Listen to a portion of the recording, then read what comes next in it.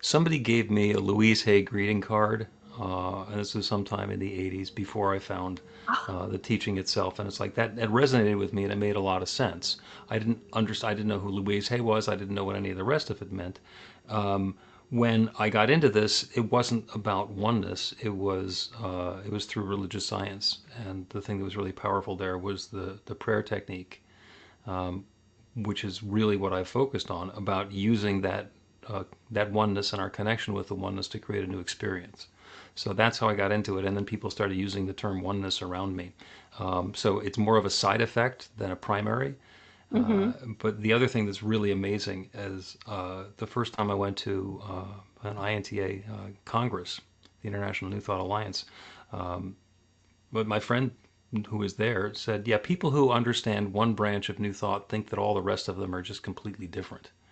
And anybody who understands two of them realizes that we're all the same with slight differences in flavor.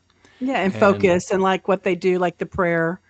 yeah, I was at a thing that was being run by a Unity leader, and there were religious science people there, and Unity people there, and Christian science people there. And he looked at the room and he says, "Okay, you guys think you're all different, but you're not. And here's the difference. Okay, religious science has really good music, and Unity has Jesus Christ." That's funny. Hey, would you mind just for people to get an exposure of what they call the treatments? Would Hmm. you explain that? First of all, explain what a treatment is and why it's called that, just because I think it's an interesting take on religious science, right? Oh, it is, and that's one of the things that religious science brings to the table, is spiritual mind treatment. And I actually probably would have gotten myself thrown out of the religious science church if I hadn't left voluntarily, just because I thought that the term spiritual mind treatment was a little bit onerous. So, in fact, one of my passions has been relabeling it, it's the same thing I call practical prayer, and it's practical Okay. prayer for real results. And when we get to the part where I start hawking my stuff, one of them is a book called Practical Prayer for Real Results, it's the book that I wish that somebody had given me. So it explains how the process works. It's spiritual mind treatment or practical prayer. They're exactly the same thing using slightly different language. And it has 40 sample prayers in it on different topics. So you can choose one that's kind of close to yours, and there's a blank line where you can fill in your own stuff.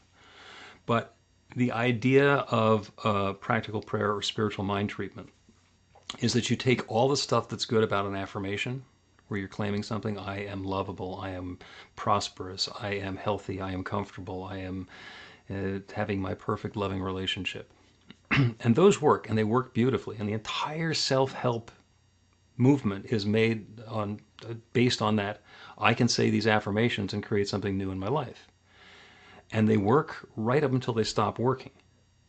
And the reason they stop working is, let's go back to the source material. And I love the Bible, especially the New Testament and the stuff that's in red letters, the stuff that Jesus actually said, because that stuff, as far as I can tell, is dead on accurate. And then the stuff that people said Jesus meant, maybe not so much. And the other stories are sometimes interesting and maybe they're applicable. But he said, as you believe, so it is done. It's all about belief.